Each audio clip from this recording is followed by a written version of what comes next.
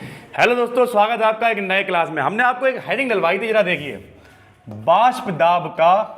और ये भी कहा था थोड़ा इसमें समझाना पड़ेगा, इस वजह से कल इसे छोड़ दिया था क्योंकि टाइम लग रहा था। जरा समझिएगा, बाष्प दाब का अवनमन। अब यहां पे दो बातें हैं, जरा ध्यान से समझिएगा। पहले तो आपको यह समझना पड़ेगा ये बाष्प दाब क्या है। मेरे भाई जरा ध्यान से समझो, एक्चुअल में बाष्प दाब होता क्या। हमारे चारों तरफ जितना भी वातावरण है उसमें ह्यूमिडिटी है। ह्यूमिडिटी का मतलब नमी है, ठीक है। और वो नमी का मतलब हम लोग जिसे बाष्प बोलते हैं। यार नमी का कैसे समझोगे तुम? मान लिया तुमने पानी लिया, पानी को उबालना शुरू किया तो वही तो भाप बन के वातावरण में जाएगी। तो वो जो नमी है उसके दाब को ही हम लोग कहते हैं बाष्प दाब। क्या कहते हैं? बाष्प दाब। और यहां कह रहा है बाष्प दाब का अवनमन। बाष्प दाब का अवनमन। अवनमन का मतलब होता है कम होना। अवनमन का मतलब मेरे भाई क्या होता है? कम हो जाना। तो कैसे कम होगा थोड़ा सा समझाते हैं आपको। भैया जरा ध्यान से सुनिए, फिर चलना पड़ेगा विलयन की तरफ। हमने आपको पढ़ाया जो घुलता है वो विलय, जो घुलता है वो विलय, जिसमें घुलता है विलायक और मिला के बनता विलयन। जरा ध्यान से समझिए, जो घुलता है वो विलय, जिसमें घुलता है विलायक और मिला के बनता विलयन। यानी जैसे हमने चीनी घोली, बहुत ध्यान से समझना, ये वरना आपको रटना पड़ जाएगा। हम बिल्कुल क्लियर तरीके से समझाएंगे। जैसे मान लिया क्या हुआ, जो घुलता है वो विलय हम कह रहे हैं, ठीक। तो जैसे मान लिया चीनी आपने घोली है, ठीक। अब जब चीनी घोली तो चीनी कम है, फिर पानी में घोली तो उससे ज्यादा पानी है। बहुत ही ध्यान से समझिए, सबसे कम कौन है? चीनी। फिर उससे ज्यादा कौन होएगा? पानी। और फिर सबसे ज्यादा कौन होएगा? शरबत। यार ये दोनों आपस में मिलेगा तो इसमें तो ये भी है, ये भी है, तो सबसे ज्यादा कौन है? शरबत। यानी विलयन सबसे ज्यादा। अगर आप ध्यान से समझेंगे तो सबसे ज्यादा कौन होगा? विलयन, ठीक। तो विलयन हो गया। अब इधर देखो, जो घुलता है वो विलय, जिसमें घुलता है विलायक और मिला के बनता विलयन। तो सबसे ज्यादा कौन होना चाहिए? विलयन होना चाहिए। भाई सीधी बात है यार, इसमें जे भी है, तो सबसे ज्यादा विलयन होना चाहिए। लेकिन कह रहा है बाष्प दाब का अवनमन। अवनमन का मतलब कम हो जाना। अवनमन का मतलब कम हो जाना। जब कम हो जाना तो कैसे कम होएगा समझो। मान लिया हमने कहा कि भैया जब किसी विलयन को उसके विद्युत अपघट्य में घोला जाता है तब विलायक का बाष्प दाब जो है, अब समझिए, ज्यादा किसका होना चाहिए? विलयन का। लेकिन विलायक का बाष्प दाब ज्यादा हो जाता है। कह रहा है बाष्प दाब का अवनमन। अवनमन का मतलब कम हो जाना। तो किसका कम होएगा? जिसका ज्यादा होएगा उसी का तो कम होएगा। जिसका पहले से कम है उसका क्या कम होएगा? तो ज्यादा किसका है? विलयन का ज्यादा है। तो विलयन का बाष्प दाब विलायक के बाष्प दाब से कम हो जाता है, और कम हो जाता है, इसी को हम लोग कहते हैं बाष्प दाब का अवनमन। ठीक है, चलिए लिखिए। लिखिए, जब किसी विलायक में कोई अवाष्पशील, जब किसी विलायक में कोई अवाष्पशील विद्युत अनअपघट्य, जब किसी विलायक में कोई अवाष्पशील विद्युत अनअपघट्य, जब किसी विलायक में कोई अवाष्पशील विद्युत अनअपघट्य मिलाते हैं, कोई अवाष्पशील विद्युत अनअपघट्य मिलाते हैं, लेकिन तब, अभी हमने क्या बताया? जिसका ज्यादा होएगा उसी का तो कम होएगा। सबसे बड़ा कौन है? विलयन, तो उसी का कम हो जाएगा। लिखिए तब, अरे तब विलयन का बाष्प दाब, तब विलयन का बाष्प दाब, तब विलयन का बाष्प दाब विलायक के बाष्प दाब से कम हो जाता है। तब विलयन का बाष्प दाब विलायक के बाष्प दाब से कम हो जाता है। तब विलयन का बाष्प दाब विलायक के बाष्प दाब से कम हो जाता है। विलयन का बाष्प दाब विलायक के बाष्प दाब से कम हो जाता है। विलयन का बाष्प दाब विलायक के बाष्प दाब से कम हो जाता है। कम हो गया। लिखिए, इसे बाष्प दाब का अवनमन कहते हैं। इसे बाष्प दाब का अवनमन कहते हैं। इसे बाष्प दाब का अवनमन कहते हैं, इसे बाष्प दाब का अवनमन कहते हैं। मान के दिखाएंगे, देखो यदि किसी ताप पर अब हम मान के दिखा रहे हैं, दाब मान लिया, ज्यादा किसका है, अब इस समय ज्यादा किसका, इस समय विलायक का ज्यादा हो गया ना, कम किसका हो गया, विलयन का कम हो गया। तो हम मान ले रहे हैं कि विलायक का जो बाष्प दाब है वो P0 है और विलयन का कितना है, PS मान ले रहा है, विलयन फॉर सोल्यूशन, तो PS मान ले रहा है। तो कितना फर्क आया होगा, तो जिसका ज्यादा है उसमें से कम वाले को घटा देंगे, इतना फर्क आया, ये कहलाएगा बाष्प दाब का अवनमन। और आपेक्षिक का मतलब तुलना करते हैं, तो पहले कितना था, तो बटे में P0 से अगर भाग दे देंगे तो ये कहलाएगा बाष्प दाब का आपेक्षिक अवनमन। बिल्कुल सरल है, कठिन नहीं है। हमने क्या कहा भाई, बाष्प दाब का अवनमन। अवनमन का मतलब कम हो जाना, अवनमन का मतलब घट जाना। घटेगा कौन, जो ज्यादा होगा। ज्यादा कौन होता है, विलयन, क्योंकि विलयन सबसे बड़ा होता है। तो हमने कह दिया भैया विलयन का बाष्प दाब कम हो जाता है, इसी को हम लोग क्या कहते हैं, बाष्प दाब का अवनमन कहते हैं। भाई सीधी सी बात है। तो लिखा यदि किसी ताप पर विलायक का बाष्प दाब P0, यदि किसी ताप पर विलायक का बाष्प दाब P0 और विलयन का बाष्प दाब PS है, विलायक का बाष्प दाब P0 और विलयन का बाष्प दाब PS है,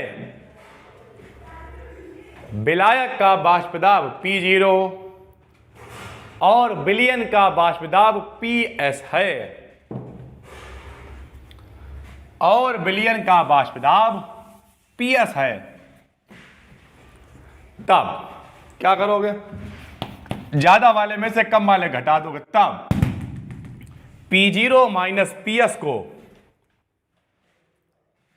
तब P0 माइनस PS को, तब P0 माइनस PS को बाष्प दाब का अवनमन कहते हैं। तब P0 माइनस PS को बाष्प दाब का अवनमन कहते हैं। तब P0 माइनस PS को बाष्प दाब का अवनमन कहते हैं। तब P0 माइनस PS को बाष्प दाब का अवनमन कहते हैं। ठीक है भाई, कोई दिक्कत। तथा, इसे भाग दे के लिखो, लिखिए तथा P0 minus PS upon P0, किसी से भाग दिया मतलब तुलना कर रहे हैं, तो तथा P0 minus PS upon P0, तथा P0 minus PS upon P0 को बाष्प दाब का आपेक्षिक अवनमन कहते हैं। को बाष्प दाब का आपेक्षिक अवनमन कहते हैं। को बाष्प दाब का आपेक्षिक अवनमन कहते हैं। को बाष्प दाब का आपेक्षिक अवनमन कहते हैं। को बाष्प दाब का आपेक्षिक अवनमन कहते हैं। ठीक है भाई, तो ये हो गया अपेक्षिक अवनमन। अब इसी से बन जाएगा राउल्ट का नियम। बहुत ही सरल, बहुत ही आसान और मोस्ट इंपॉर्टेंट भी। हेडिंग डालिए, राउल्ट का नियम। राउल्ट का नियम, राउल्ट का नियम मोस्ट इंपॉर्टेंट है भाइयों। राउल्ट का नियम क्या होता है? राउल्ट का नियम कि बाष्प दाब का अपेक्षिक अवनमन जो अभी हमने पीछे निकाला, मोल प्रभाज के समानुपाती या बराबर होता है। मोल प्रभाज हमने आपको बताया ही था कि जिसके मोल निकालने होते हैं उसे ऊपर लिख देते हैं, बाकी दोनों को जोड़ के नीचे लिख देते हैं। भाई सीधी सी बात है। ठीक है, चलिए लिखिए राउल्ट का नियम। देखो, इस नियम के अनुसार, इस नियम के अनुसार, इस नियम के अनुसार किसी तनु विलयन, इस नियम के अनुसार किसी तनु विलयन, इस नियम के अनुसार किसी तनु विलयन, इस नियम के अनुसार किसी तनु विलयन के बाष्प दाब का आपेक्षिक अवनमन, किसी तनु विलयन के बाष्प दाब का आपेक्षिक अवनमन, किसी तनु विलयन के बाष्प दाब का आपेक्षिक अवनमन उसके मोल प्रभाज के बराबर होता है। उसके मोल प्रभाज के बराबर होता है। बिल्कुल आसान है, अभी हमने आपको लिख के दिखाया। बताइए क्या होता है अपेक्षिक P0 माइनस का PS अपान में P0। सर जी कहां से आया मेरे भाई, अभी तो निकाला, पीछे लिख के दिखाया। और मोल प्रभाज क्या होता है, जिसके मोल निकालने हो उसे ऊपर मान लेना छोटा n, और दोनों को जोड़ के नीचे मान लिया छोटा n प्लस बड़ा n, यानी विलय के मोल बटे में विलय प्लस विलायक के मोल। ये हो गया राउल्ट का नियम। चलो बढ़ाओ, राउल्ट का नियम बढ़ाइए भैया। P0 माइनस PS अपान P0 बराबर में n अपान n प्लस n। ठीक है भाई, नीचे लिख देना, यह नियम केवल तनु विलयनों पर लागू होता है, सांद्र पर नहीं। यह इसकी सीमा समझ लीजिए या कंडीशन समझ लीजिए।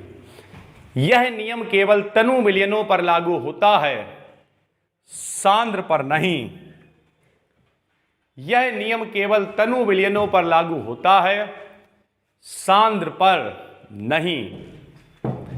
यह नियम केवल तनु विलयनों पर लागू होता है, सांद्र पर नहीं। ठीक है भाई, तो ये हो गया आपका राउल्ट का नियम। बिल्कुल आसान सा, आपको याद होना चाहिए। ठीक है, अभी आप लिख रहे थे क्या, बाष्प दाब का अवनमन।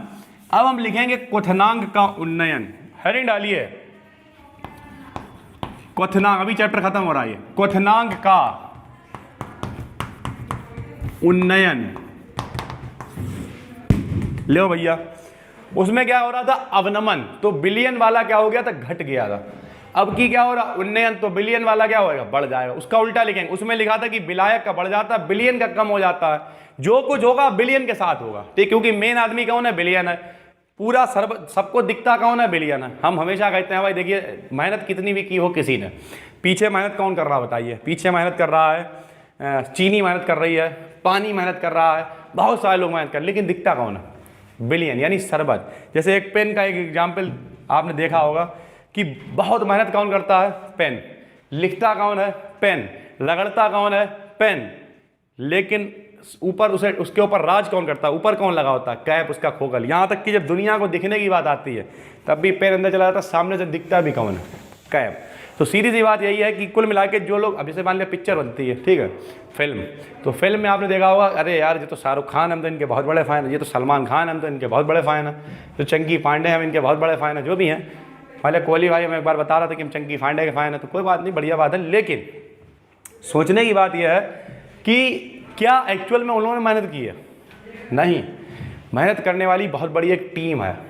जैसे शक्तिमान आया था, ठीक, शक्तिमान देखा था, तो जब शक्तिमान आया, क्या तुम्हें क्या लगता है शक्तिमान ने मेहनत की? हाँ मेहनत की, हम समझ सकते हैं, उन्होंने शूटिंग की होगी बहुत सा, लेकिन असली मेहनत होगी उसमें एडिटिंग की, क्योंकि असलियत में तुम उड़ते नहीं थे, पता नहीं कितनी रस्सियाँ बांध के जुगाड़बाजी करी गई होगी, तब उन्हें उड़ाया गया होगा। तो असली मेहनत की होगी एडिटर ने। लेकिन एक्चुअल में क्या होता है, जो भी दिखता है, कौन दिखता है, शक्तिमान दिखते हैं। समझ गए? देखो नीचे इंटर की कहीं किताब होगी यार, फिजिक्स की, ले आओ सवाल है भाई। तो कुल मिला के जो है कुमार मित्तल वाली होगी ऐसी, ठीक है। तो कुल मिला के सीधी सी बात है, दिखता कौन है, जो दिखता है वही दिखता है भाई, सीधी सी बात है। जैसे मान लिया यहीं पे अब ये वीडियो रिकॉर्ड हो रही है, ठीक, हम आपको दिखाई दे रहे हैं। अब इसमें पीछे बहुत सा, कभी आशीष भाई बैठते हैं, कभी यश भाई बैठते हैं, ठीक है, कभी कभी दीदी बैठ जाती है, मतलब बिट्टू सिट्टू में से कोई बैठ जाता है। तो कुल मिला के बहुत लोगों की मेहनत होती है यार। बस ये है भाई, लगा दिया, अब काम हमारा स्टार्ट हो गया, वन टेक में ही चल रहा है, कोई टेंशन नहीं है। और अगर बीच में हमारा गेयर फंसे, हम हाँ करें, तो उसे तो फिर एडिट करते करते एडिटर खत्म हो जाएगा। पिछली बार जब ऑनलाइन क्लास स्टार्ट हुआ तो बहुत एडिटिंग होती थी। एडिटिंग समझते हो, 5 मिनट में फिर टेक, क्योंकि बाउरे थे ना, ऐसे इधर देख देख के चौचियाते रहते थे। अब कुछ नहीं, अब तो चाहे 2 घंटे चलाओ, चाहे 5 घंटे चलाओ। हाँ, ये जो कैमरा है, हमने आपको पहले बता चुके हैं, ये जो माइक है ये नॉर्मल फ़ोन के कैमरे में कनेक्ट नहीं होता है। इसके लिए आपको ऐप डाउनलोड करनी पड़ती है, ठीक है, ओपन कैमरा या फिर MX कैमरा, और इसमें 1 घंटे 5 सेकंड से ऊपर की वीडियो नहीं बनती है।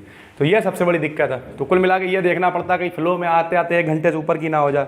और 1 घंटे, कुछ लोगों ने कहा भैया बड़ा क्लास बनाइए, तो वो बनेगा, लेकिन कंडीशन है ये वो टुकड़ों में बनेगा, फिर उसे जोड़ा जाएगा तब वो तुम्हारे पास पहुँच पाएगा। ठीक, तो दिक्कत नहीं है, बनाएंगे वो भी। सरफरोशी की तमन्ना अब हमारे दिल में है, और चूहा निकला तो यहीं था, पता नहीं कौन से बिल में है, तो जिस बिल से होगा उसे निकाल कर लाएंगे। खैर, क्वथनांक का उन्नयन, उन्नयन का मतलब बढ़ना है मेरे भाई। और एक बात कतई गांठ बांध लो कि जो भी होएगा बिलियन के साइन में होएगा, जो भी दिख रहा सामने बिलियन दिख रहा, बस इतनी सी बात है। तो वही हम कहना चाह रहे हैं कि जो भी हो रहा बिलियन के साइन। पहले क्या था, बाष्प दाब का अवनमन, तो किसका बाष्प दाब कम हुआ था? विलयन का। अब की क्या है? क्वथनांक का उन्नयन, तो किसका उन्नयन बढ़ेगा? क्वथनांक का बढ़ेगा। भाई सीधी सी बात है, यानी विलयन का क्वथनांक बढ़ जाएगा। ये क्वथनांक होता क्या है ये भी पता होना चाहिए। क्वथनांक को इंग्लिश में कहते हैं बॉइलिंग पॉइंट। क्या कहते हैं? Boiling point. क्वथनांक को कहते हैं बॉइलिंग पॉइंट, और बॉइलिंग पॉइंट का मतलब होता है जितने पे कोई चीज उबलना शुरू करती है। जैसे पानी का क्वथनांक 100 डिग्री सेंटीग्रेड होता है, पानी को आप 100 डिग्री सेंटीग्रेड तक जो है गर्म करिए, क्या होएगा? उबलने लगेगा, भाप बन के उड़ने लगेगा। तो पानी का क्वथनांक कितना होता है? 100 डिग्री सेंटीग्रेड। ठीक, तो क्वथनांक का मतलब जिस पर कोई द्रव उबलना प्रारंभ कर देता है उसे क्वथनांक कहते हैं। बिल्कुल वैसे ही लिखेंगे एज इट इज। जरा देखो उसमें लाइन क्या लिखी है आपने, जब किसी विलायक में कोई अवाष्पशील विद्युत अनपघट्य घोला जाता है, बिल्कुल वैसे ही लिखो। लिखिए जब किसी, जैसे बाष्प दाब वाला लिखा वैसे ही बिल्कुल लिखेंगे एज इट इज। लिखिए जब किसी विलायक में, जब किसी विलायक में, जब किसी विलायक में कोई अवाष्पशील, जब किसी विलायक में कोई अवाष्पशील, जब किसी विलायक में कोई अवाष्पशील विद्युत अनअपघट्य, कोई अवाष्पशील विद्युत अनअपघट्य पदार्थ घोला जाता है, जब किसी विलायक में कोई अवाष्पशील विद्युत अनअपघट्य पदार्थ घोला जाता है, तब, अब की ज्यादा करेंगे, तब विलयन का क्वथनांक, अब की ज्यादा हो जाएगा, तब विलयन का क्वथनांक, तब विलयन का क्वथनांक विलायक के क्वथनांक से अधिक हो जाता है, तब विलयन का क्वथनांक विलायक के क्वथनांक से अधिक हो जाता है, तब विलयन का क्वथनांक विलायक के क्वथनांक से अधिक हो जाता है। ठीक है भाई, लिखिए इसे क्वथनांक का उन्नयन कहते हैं, इसे क्वथनांक का उन्नयन कहते हैं, इसे क्वथनांक का उन्नयन कहते हैं। कंडीशन फिर वही है, देखो यदि विलायक का क्वथनांक T0 और विलयन का क्वथनांक Ts माने, यदि विलायक का क्वथनांक T0 और विलयन का क्वथनांक Ts माने, यदि विलायक का क्वथनांक T0 और विलयन का क्वथनांक Ts माने, यदि विलायक का क्वथनांक T0 और विलयन का क्वथनांक Ts माने, तब ज्यादा वाले में से कम को घटाएंगे, अब की विलयन ज्यादा है तो लिखिए तब Ts माइनस T0, तब Ts माइनस T0, तब Ts माइनस T0, क्या कहोगे? तब Ts माइनस T0 को क्वथनांक का उन्नयन कहेंगे या कहते हैं, तब Ts माइनस T0 को क्वथनांक का उन्नयन कहते हैं या कहेंगे, तब T0 माइनस Ts को क्वथनांक का उन्नयन कहते हैं या कहेंगे। ठीक है भाई, बढ़ाओ, एक और रह गया यार भाई, चैप्टर खत्म हो गया, बस हेडिंग डालिए, हिमांक का अवनमन। अब समझदार लोग समझ गए होंगे, बौरों को तो भैया वैसे भी लिखवाना ही पड़ता है, लेकिन समझदार लोग समझ गए। अब की क्या है? हिमांक। हिमांक का मतलब होता है जमुना, सुना होगा, पानी हीते हिम भया, हिम है गया बिलाई, और जो कुछ था सोई भया, अब कछु कहा ना जाए। कुल मिला के ऐसी शायरियाँ याद कर लो, शायरियाँ हैं, मुहावरे हैं, लोकोक्तियाँ याद कर लो, बड़ा काम में आती लोगों की बेइज्जती करने में। बहुत सारे लोग हमसे पूछते हैं आपको कैसे याद है इतना सब कुछ। हमें याद इसलिए है क्योंकि हमने हमेशा से इंटरेस्ट दिखाया। अभी भी हम आपको गारंटी ले सकते हैं, हम बहुत बड़ी बात तो नहीं कर रहे, लेकिन मेरे मोहल्ले में सबसे ज़्यादा किताबें पढ़ने वाला आदमी हम ही है। उसके कारण मोहल्ले की तो बात ले हो सकता है, शाहजहाँपुर में भी अगर लिस्ट निकाली जाए तो 50 में 60 नंबर पे आई जाए, क्योंकि बहुत खाली नहीं बैठते, खुरापाती आदमी है वो। इतनी किताबों का कलेक्शन हो, पता नहीं कौन कौन सी किताब, जरूरी नहीं पढ़ाई से रिलेटेड, शेर व शायरी वाली किताबें मिलेगी, गज़ल वाली किताब मिलेगी, भजन वाली किताब मिलेगी, फिल्मी धुन पे भजन वाली किताब मिलेगी। और ऐसा नहीं वो पढ़े खाली किताब है, कभी ना कभी कहीं ना कहीं उसमें से कुछ ना कुछ पढ़ जरूर रखा होगा। भगवत गीता से लेके बाइबल आइबल जितनी भी इंतजाम वो सब तुम्हें रखा मिलेगा नीचे। लेकिन यह है बाइबल किताब मेरे पास बहुत दिनों से रखी हुई है, और उसे हम पढ़ने को, लेकिन टाइम नहीं मिल पाया। थोड़ा उसे पढ़ेंगे, फिर उससे भी रिलेटेड तुम्हें प्रवचन देंगे। अभी तो फिलहाल गरुड़ पुराण हो गया और ये जितना भी हो गया। अच्छा, गरुड़ पुराण में एक खास बात होती है, पिछली साल हमने इंटर में सुनाया था, तुम लोग नहीं सुनाएंगे। गरुड़ पुराण में एक खास बात होती है, जब कोई मर जाता है तब वो सुनाया जाता। ठीक, अब बच्चे बोले नहीं सर जी सुनाइए सुनाइए सुनाइए, तो हमने यार गलत बात है, मत सुनो, कोई फ़ायदा नहीं होगा। बोले नहीं सर जी सुनाइए। हमने 2-4 लाइनें बताई और 2-4 लाइनें बताने के बाद एक लड़कियाँ बैठी, उसके घर से खबर आई तुम्हारे बाबा निपट गए और जाओ। तो कुल मिला के तब से फिर हम जो गरुड़ पुराण नहीं सुनाते हैं, वो जब कोई मरता है तभी सुनाया जाता है, बाकी चीज़ें बीच बीच में बताते रहते हैं। खाएं तो हिमांक का अपने मन में क्या होगा, जो भैया बार बार कह रहे हैं, जो दिखेगा वही झेलेगा भी, सीधी सी बात है। 2 तरीके हैं, एक क्या है, जिंदगी भर घर के अंदर पड़े रहो। घर के अंदर पड़ेंगे, जैसे बहुत सारे लोग कहते नहीं है, इस समय एक बड़ा ट्रेंड चल रहा है जैसे सोशल मीडिया का। ठीक, इंस्टाग्राम है, यूट्यूब है, ठीक है, फेसबुक है, ट्विटर है, बहुत कुछ है। अब बहुत लोग क्या करें, कतई सोशल मीडिया से दूर, बिल्कुल कतई नहीं चलाते हैं। बहुत अच्छी बात है, कोई दिक्कत नहीं है, लेकिन क्या ज़िंदगी में उन्हें कोई बाहर पहचान पाएगा? कौन पहचानेगा? पहचानेंगे सिर्फ उतने लोग जो उनके एरिया, या तो वो कुछ चमत्कार कर दें। चमत्कार मतलब समझते हो, शाहजहाँपुर से IAS बन गए, UPSC का एग्जाम निकाल दिया, ठीक, या शाहजहाँपुर से विधायक बन गए, कोई मेहनत नहीं करी, थोड़ा नेतागिरी के चक्कर में पड़े, विधायक बन गए, तो शायद जितना UPSC के एग्जाम क्लियर करने में विधायक की ज़्यादा जल्द हो जाएगा। लेकिन बात वही है, कुछ करना पड़ेगा, नहीं करोगे तो फिर कैसे? और जो करेगा वही भैया पकड़ा भी जाएगा। बार बार हम कह रहे हैं, अब यहाँ पे मेन कौन है? बिलियन। नाम किसका ले जाता है? जब घर पे जाते हो कोई कहता आपसे हमें चीनी दे दो पीने के लिए, पानी दे दो, जब उसका शरबत पीने का मूड होता है तो वो क्या कहेगा? शरबत दे दो। वो अलग बात है, उसमें कंडीशन लगा दें हम, राब का शरबत, चीनी का शरबत, नींबू का शरबत, वो जो भी कह सकता है, नींबू का ठंडा ठंडा शरबत, दही का शरबत, हालांकि लोग उसे लस्सी कह देते हैं, दही का बोलने वाले सब बोलते हैं। इनमें आपने ज़्यादातर पिया होंगे, एक शरबत होता है राब का, जो गांव वाले लोग होते हैं उनने पिया होगा, वो शहर वालों ने नहीं पिया होगा। राब होती है गन्ने से रस से बनती है, वो गुड़, जिससे गुड़ बनती है उससे निकलती है वो। राब का शरबत पियो, ठंडा ठंडा का तुमने पी लिया, बाकी शरबत भूल जाओगे, मज़ा आ जाएगा। कहते गन्ने के रस से खीर बनती है, रसावर बोलते हैं, गाँव वालों को पता होगा, बहुत अच्छी अच्छी चीज़ है, लेकिन आदत तो नाम ही नहीं सुने होंगे। खैर, तो फिर बात वही है, हिमांक। हिमांक का मतलब होता है जमना। जमने का मतलब जिस पे कोई चीज़ जम जाती है। पानी कितने पे जमता है? 0 डिग्री सेंटीग्रेड पे पानी जम जाता है, तो उसी को हम लोग कहेंगे हिमांक। तो फिर वही बिल्कुल वैसे लिखेंगे, विद्युत अनवघट्य मिलाते हैं तो अब की क्या होगा? बिलियन का हिमांक विलायक के हिमांक से कम हो जाता, आपकी कम हो जाएगा, क्योंकि अवनमन है मेरे भाई। ठीक है, चलिए लिखिए। देखिए, जब किसी विलायक में कोई अवाष्पशील, हाँ लिखता रहिए तो थोड़ा पानी पीते हैं। जब किसी विलायक में कोई अवाष्पशील विद्युत अनअपघट्य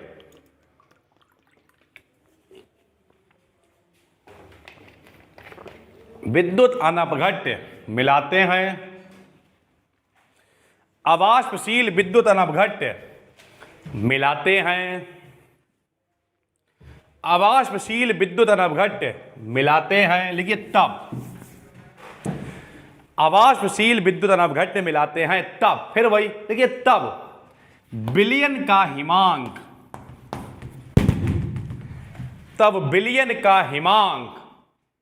विलायक के हिमांक से कम हो जाता है। तब बिलियन का हिमांक विलायक के हिमांक से कम हो जाता है। बिलियन का हिमांक विलायक के हिमांक से कम हो जाता है।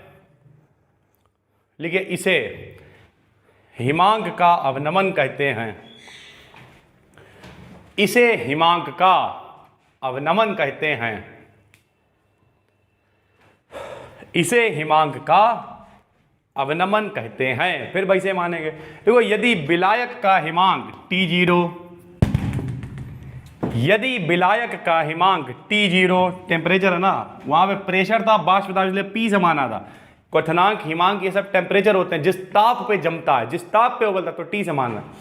यदि विलायक का हिमांक T0 और बिलियन का हिमांक TS हो, और बिलियन का हिमांक TS हो, किसका ज्यादा है? विलायक का, तो इसमें से घटाएंगे, लिखिए तब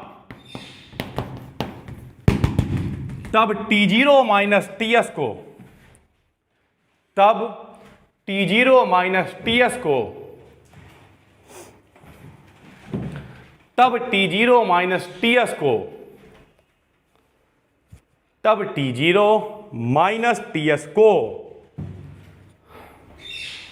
तब T0 माइनस TS को क्या कहोगे? हिमांक का अवनमन कहते हैं। हिमांक का अवनमन कहते हैं।